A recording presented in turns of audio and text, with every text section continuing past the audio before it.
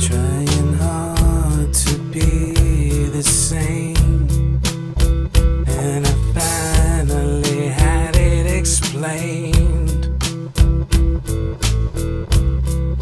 You are extraordinary, extraordinary. Hi, I'm Eileen Bild. I'm with OTEL Talk, and today I am very pleased and excited to have my friend and colleague Teresa Velardi. Hi, Teresa. Hi, Eileen. Good to see you. Good to see you too. So Teresa is a contributing author to this new book that's come out. Wellness GPS, and GPS stands for Get Prepared for Success. So today we're going to talk about her contribution and a little bit about the wellness wheel that Peggy Wilms, who has the series, if you want to show the other two books, for the wellness fourfold formula and the Win the Wellness War. So it's all about wellness. And so let me introduce Teresa, the host of Conversations That Make a Difference. It's on Dream Vision 7 Radio. She's the founder of Authentic Endeavors Publishing and creator of the Daily Gift book series, multi-best-selling author, speaker, potter, and coach. Teresa strives to make a difference in the world. I love the idea that you're a potter. I think, creative art is so important. So we might be able to touch on that a little today, but your contribution in this book is about lessons in letting go. Oh my gosh. I hope people tune in for the whole conversation we have, because I know that's a difficult thing to be able to do and overcome any challenges where the letting go is what will set us free. Mm-hmm. Oh, yeah. And a lot of people, especially today, like everybody wants to know, like, what can they hold on to? What experience can they hold on to? How much stuff can they hold on to? That's huge. I mean, ask me how I know this. I moved from a 5-bedroom house to a 2-bedroom, and now I had to let go of a lot of things. But it's not just about things. It's about people who are no longer serving you, no longer in alignment with your dreams. Not that people need to serve you, but everybody serves a purpose in everybody's life because we're all connected, right, Eileen? Right. Yes, yeah. Absolutely. So when your people decide that they no longer speak the same language as you, if you will, maybe it's time to let some of them go, and continue on your purpose. I believe that God has given each one of us a purpose, and that we are to live it out to the best of our ability, and have the people who are in alignment with us and will support us in our journey, just as we support them in their journeys. And this relationship right here is a great example of how it's supposed to work. We help one another in the publishing industry. We help each other to bring language and bring words. I'm such a word nerd. Bring words to the world in books. It works. And when it works, you hold on to it. When it doesn't, you just need to bless and release and let things go. Yes. So. Well, and you begin your story with some pretty strong words and an experience you had that was kind of the catalyst for your story. You were tired of insults and defamation and so many more, like, just really negative dagger attacks towards you as a person. And you had to make a decision on letting go of that relationship that was not working. And the emotions that were attached to that, guilt, anger, remorse, and so on. So share a little bit about that. So I was working with someone who the experience initially started out to be good, and then I don't know what flipped the switch or whatever. I call it I have a saying, when I'm like on the line where I'm about to like cross over from being nice to nasty, I say, careful now, you might flip the bitch switch. You know, so that's like, but that's where it went. That's where it went. And finally, and I tolerated it for a bit. And then I just said, I can't do this anymore. And everything around me was all the other things that I had to do and all the places that I had to be became unimportant. It was just a matter of resolving whatever it was that was causing this to go so far south. And everything was suffering. And finally, I just typed the words, I'm done. Done. That's it. I'm done. You know, and the one thing is that we get to do that. We get to do that. And I am one that, you know, I'm the oldest of 4 children. And, you know, my mom passed away. I became the quote unquote mother figure and, you know, trying to help my brother, my sisters, and anybody with what they needed. And there comes a point when we have to realize as human beings, we are not omniscient and we are not omnipotent. Only God is that way. So we can't be all things to all people.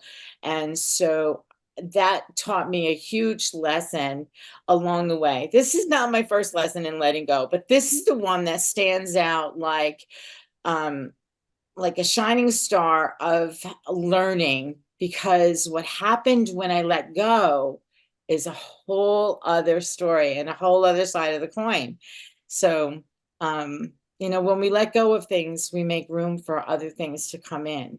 And Yes. sometimes, yeah, and sometimes holding on to the old stuff, if you will, doesn't allow for the good stuff to rise to the surface. And that's what happened to me. As soon as I let this go, I had a house up in upstate New York that I wanted to sell for a long time, and nobody was biting. The weekend after I sent that email, I'm done, I had 2 offers on that house. Wow. Wow. That's the power of, you know, that connection you talked about at the beginning. And I would like to think that there was a stress point, like things crescended to this stress point where something had to give.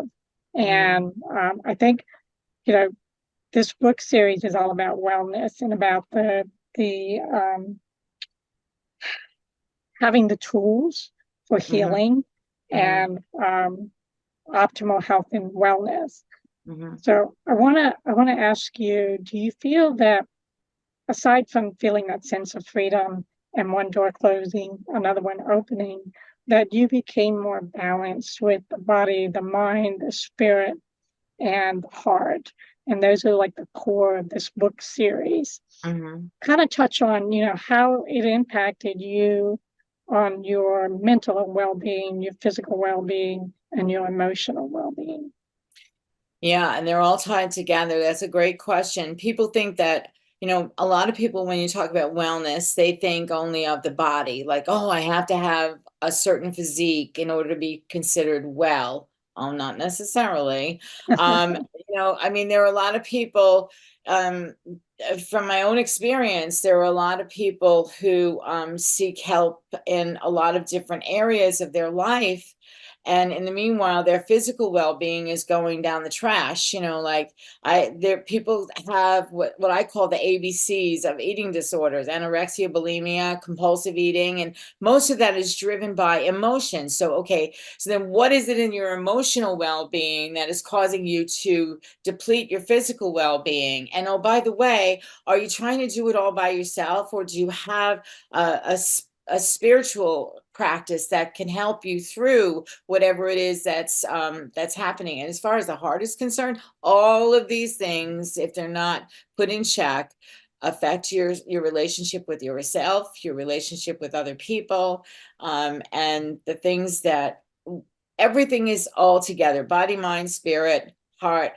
It all goes together, and we are all connected to one another, as we've said also. So, even though you think you might be hiding things well, somebody Mhm. who knows you finds you out and calls you out, Absolutely. Yeah. So Yeah. um, So for Peggy's you, wellness field, excuse me, that's what I do. Yeah. oh, well, I was going to say, when, like, where were you during that experience, the crescendo, and then the Mhm. breakthrough? So kind of talk about that, and then you can talk about Peggy's wheel. Yeah. Yeah. So I tend to keep a lot of things to myself. Like, I don't want to, I'm like that. When you blow up a balloon, if you just blow it up a little too much, the thing's going to pop. Pop. Yeah, that's me. Like, I will fill the balloon with as much air as possible until it just can't take it anymore. And it's like Mount Vesuvius erupting and it all comes out. And that doesn't happen to me very often. That doesn't Yeah. happen to me very often. It's just a my way of coping with things. I will confess, I like ice cream. If things, I tend to soothe myself, the hurt, any anxiety that may come up, the pain that's causing, that certain situations, like the one that I wrote about. I didn't write about it per se, because of course I don't disclose anything about anybody involved. I think that would be not a good thing. But the bottom line is, situations that cause stress and anxiety, regardless of what they are, whether they're relationships with clients, relationships with family, oh, that can do it, relationships with friends, um, all kinds of things, or overloading yourself with work and the anxiety that you go through in order to be able to get it all done by deadlines that have to be met. And ask me how I know about this. A lot of times, I'll also speak for myself. I'll just like, oh, I get a serious case of the screw it's. I use another word, but screw it. And it just like, it's a snowball. It's a snowball. And so it takes me to places where I don't want to go. It'll shove me away from the work and say, I'm not doing this anymore. I'm going to bed instead, and I'll put myself to bed. And sometimes we need to do that, or I'm just not. I'm feeling that prickly feeling, and I want to soothe it. So I'll find foods that I find soothing, and I'll eat that. But I've learned through the wellness wheel. I'll transition to that wellness wheel. I've learned through the wellness wheel and what Peggy teaches and what all of the authors write about in these 3 books, not just the one, is how to, you know, find ways to heal instead of finding ways to escape and to hurt yourself and those in your life. And it really has, I think it's 24 spokes on the wellness wheel in 4 Mhm. different categories. And what it helps us to find a bit more balance in our lives. And it helps more than anything else. I think when you first look at it, it gives you awareness that these things are not separate. They're all together. And if I'm running to the refrigerator for something that's I've just left, a problem that has created whatever emotions, and I'm running to the refrigerator, I get to put the brakes on now and say, how can I handle this differently? So um, it works. It works. It sounds like it's a system that fear has to be put aside, Hmm. of putting a stop to something that doesn't feel good, whatever Hmm. that is, and having trust and faith. That's something that is going to take its place. And it sounds like Hmm. your story is a good example of you had enough, and it wasn't, your body wasn't feeling good. Your mind was probably high Exploding. anxiety, high stress, exploding. And I think, you know, having the right tools, or the best tools to navigate through life experiences, Hmm. especially the challenging ones, can help us to become better versions of ourselves, but also to learn whatever lessons we need to learn to be stronger through the next experience. So we don't have that same experience, right?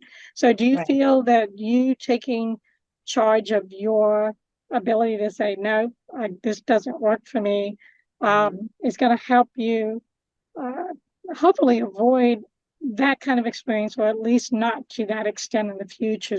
And if yes, what will you be doing different moving forward that you didn't do then to make sure it doesn't happen again? Well, yeah, absolutely. That's a great question too, because I think, you know, sometimes when we make decisions, especially with new people, we can only use however they show up or whatever they show us as a guide as to whether or not we want them to be part of our program, part of our company, part of our business, part of our lives as friends, part of whatever. Um, and then, sometimes people just show up with this mask on, like, hey, I'm cool, I'm a good friend, I'm this, that, and the other thing. And oh, by the way, get to know me a little bit. And I have fangs underneath that mask. And daggers that I throw all the time, Yeah, right? yeah, yeah, yeah, yeah. And daggers coming out of your eyes. And there's a lot of people who are, let me first say this. This world that we're living in right now is creating a lot of emotion that a lot of people may not ever have dealt with before in their lives, and they don't know how to do it. So there's divisiveness, there's anxiety, there's people lashing out at one another for whatever the reasons are, wherever they live, whatever's happening in their lives personally, whatever. We're not going to get into I don't need to get into any details. I think everybody knows what I'm talking about. And it's not just in one area. It rolls over. Again, how we do anything is how we do everything. So one of the things that I have learned is that to be sensitive to people and how they are showing up. But when they really show you who they are, when they start showing you who they are, you have to believe them. Somebody once told me, oh, I don't believe that's who they are. I would always like discount it, like they're having a bad day. But when they're having those days one after the other and they're showing up as this person, you have to believe that that's who they truly are. And maybe the person who you met in the beginning was afraid to show who they really were. And so sometimes letting go and sometimes blessing and releasing people to whatever they have to do or whoever they have to be is a gift that you give not only to yourself, but to them as well. Because I'm sure the stress and the anxiety is on both sides of the equation, and the fear is on both sides of the equation. And we have to trust. And I believe that trust and faith, and you said it yourself, trust and faith can get you through anything. And if I go to scripture, I know two of my favorite verses are Jeremiah 29:11. I know the plans I have for you, says the Lord, plans to prosper you and not to harm you, plans to give you hope and a future. And if I hold that near and dear to my heart, and then the other one, I can do all things through Christ who strengthens me, Philippians 4:13. And if I go there and I lean on those things, those scriptures, and my spiritual well-being help me to iron out the ripples of life, if you will, so that I can see that there is a purpose to this. And when you let go of things that aren't working, it makes room, as I said before, for things that do. Good things, a lot of good things happened when I let go of that situation, and a lot of things will continue to happen. And my hope for everyone listening to this is that if you have a situation in your life, no matter what it is, financial, emotional, relational, spiritual, sometimes you just sort of take a step back and give it to God, or enlist some help, and let it go, and then just see what happens. I Well, know good yeah. things come. Well, and I think that's key what you just said. Let it go and see what happens. I think a lot of people have fear of that space right there. Mhm. And you mentioned in your article, there is power in letting go. And I think those two work together. So talk a little bit about, your insights into that. So it sounds like they don't go together, power and letting go, right? It sounds Right. like they're, what do you call, oxymorons, if you will. Mhm. But when you let go of something that's not working, it gives you the opportunity to, first of all, make the decision. That's powerful, and making a decision and following through. There's the thing, if there's 3 frogs on a log and one of them makes a decision to jump, how many are left? There's still 3. They only made the decision. They didn't do anything. Then you have to take action in order to be able to, make your decision, put your decision into action, and really benefit from whatever it is that you decide. It gives you the right power. The power in letting go is it gives you the capability to take back who you are and how you be authentically in any given situation. And that's the key. The authenticity piece is huge to me. That's why my company is named Authentic Endeavors. Like, That's right. show up as who you were created to be, and all good things will happen for you. And if you are manipulating who you are to fit what somebody else's what do I want to say? What if somebody else believes you should be, if you're then abandoning yourself. And I know all of us have done that in our lives at one point or another. I did it at the altar. God help me. I should have said no. Well, you make a very good point, and I think I want to stress to those listening and watching, that in situations where it's very uncomfortable with the connection or disconnection that is between you and the other person, take a look at where have you lost yourself in that connection or disconnection. Where have you given away your power to the other person? Where do you feel like you're being controlled and manipulated? And then use tools to be able to back up. What I say is to back up as an observer, and then, like you said, take action. And it sounds like you kind of gave a little rope, and they didn't change, which we can't change another person. And you finally had run out of rope to give, and you had to make a choice, and you took action and discovered that it was very liberating, but also gave you new strength. So what would you say that new strength has become? Joy. That's important. I think that there's another thing, count it all joy is a phrase from the Bible also. Count it all joy, because I believe that we were not put here to suffer. We were put here to learn and to grow as individuals and to experience a good life. A lot of people don't know what that is, sadly, and they need support and help to do it. And there are things that happen in the world, like the hurricane that just took out, all these beautiful islands. And stuff is going to happen, and it's how we get through it with confidence, with courage, with joy, with all kinds of beautiful things that can develop into bigger things. And I want to talk about something as far as work is concerned. A lot of people are working just for the money, and they hate their jobs, and they come home to their families and they're miserable, and that perpetuates to everybody in the household. And it just is not where you want to be, and you feel like crap all the time. I'm like, I did that for years. I worked in the insurance industry. It was very dry. I'm a creative. I'm not somebody who I'm a creative person. I'm not somebody who would sit at a desk all day and do something that they don't like. That's why, I know God gifted me with the ability to make pottery, and that was my go-to. That was my solace. When I was having a bad day, I'll go and I'll do that. And it still is. I just don't have space for the wheel right now, but that will change too. The bottom line is, we have to look at how are we feeling, how are we showing up with the work that we're doing? Are we serving ourselves? Are we properly serving others in the job that we're doing? Or are we meant to do something else? And sometimes we have to just take a leap of faith and say, I'm not doing this anymore. I was done. I was done with that too. I was done with the insurance business and the stuff that I was feeling, not being able to be creative.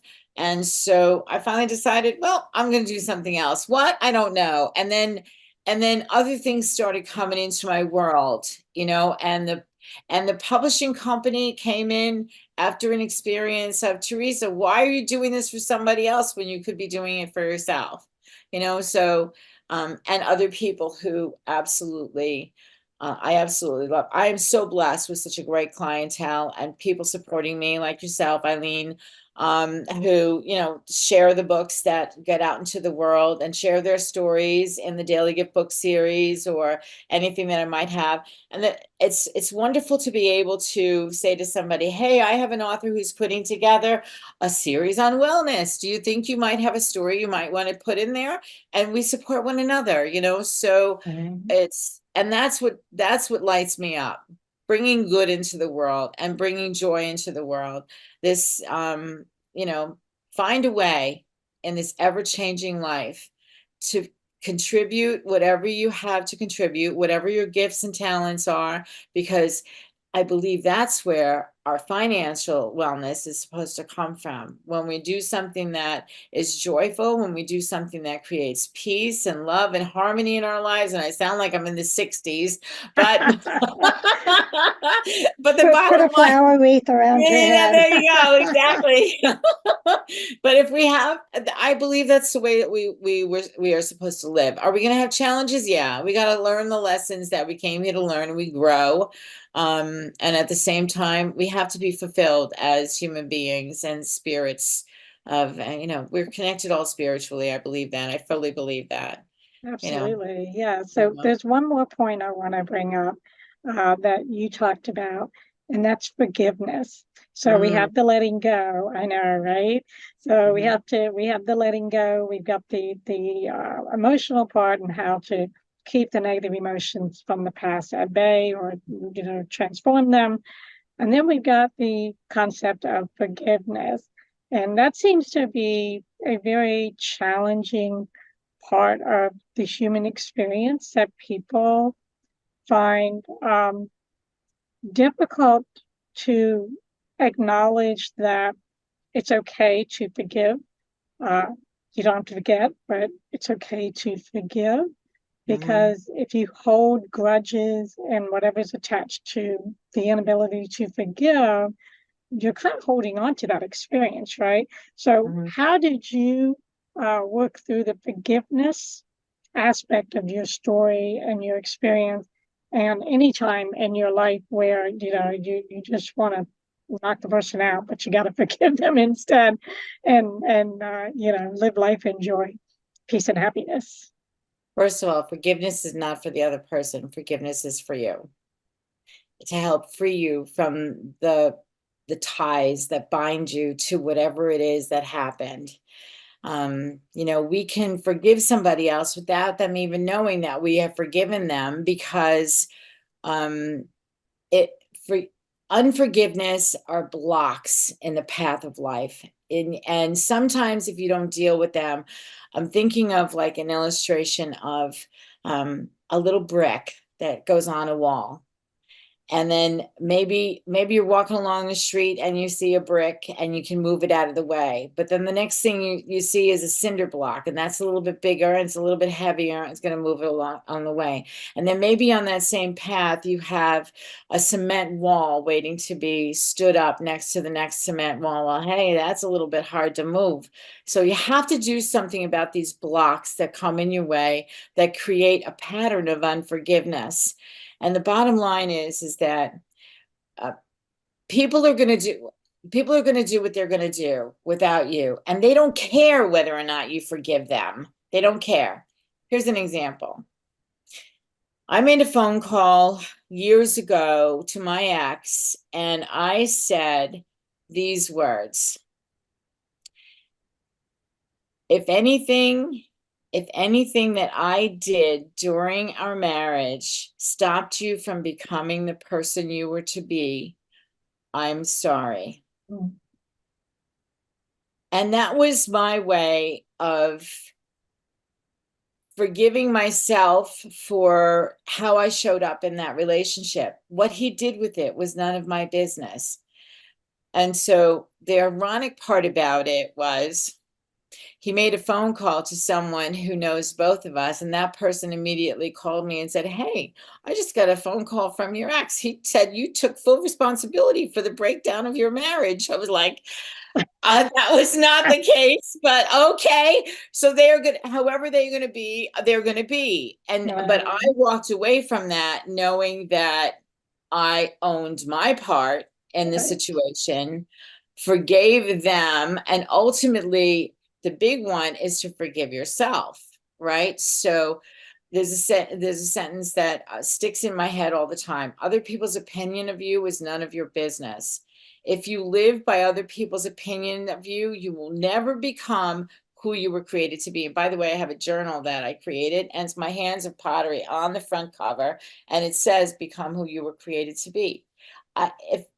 If you go to the Bible and you see God is a potter, we are the clay. He creates us all perfectly in his image. Do we have flaws and chinks in our armor, so to speak? Yeah, we do. But you know what? We learn and we grow from these lessons that cause those little bumps and bruises in life. Forgiveness is not that everybody has to be hunky-dory again. Forgiveness is for you. Forgiveness is to bring peace back into your heart and the letting go process. And when you do this, when you do the letting go and you're able to get to a place of forgiveness, it kind of like the little chatter that goes on in your head about any given situation, by itself, it quiets down and you can focus on something else. And the pain gets a little bit less and the story gets a little bit softer. And the next thing you're moving in a completely different direction. Sounds I like love that. lollipops and roses. Sounds like lollipops and roses sometimes, but you know what? Positivity and looking at the good in people is the only way that I believe that we are going to get through our lives with the peace that that we deserve to have. And I believe that. So No, I love that. I was going to ask you words of wisdom, but I think you just said it. So thank you yeah. for sharing that.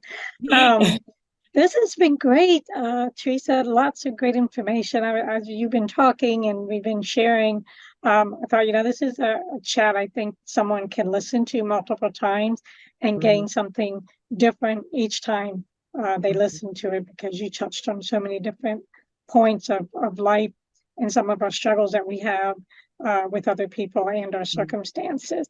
So tell people where they can find you or how they can get in touch with you. So you can find me at AuthenticEndeavorsPublishing.com, TeresaVelardi.com. The Daily Gift Book Series, by the way, if you have a story that you want to put in any of them, the first one was gratitude. The second one was hope. Eileen, thank you for your stories that you contributed to both of these. The next one coming is kindness. If you want to know more about that, you can go to dailygiftbookseries.com/kindness. And you can, Teresa at Authentic Endeavors Publishing or teresavelardi@gmail.com is the best way to contact me.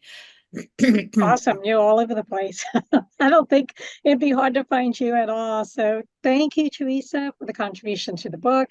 Thank you for your contribution to society and trying to be the goodness and the light in the world. And I look forward to the next time.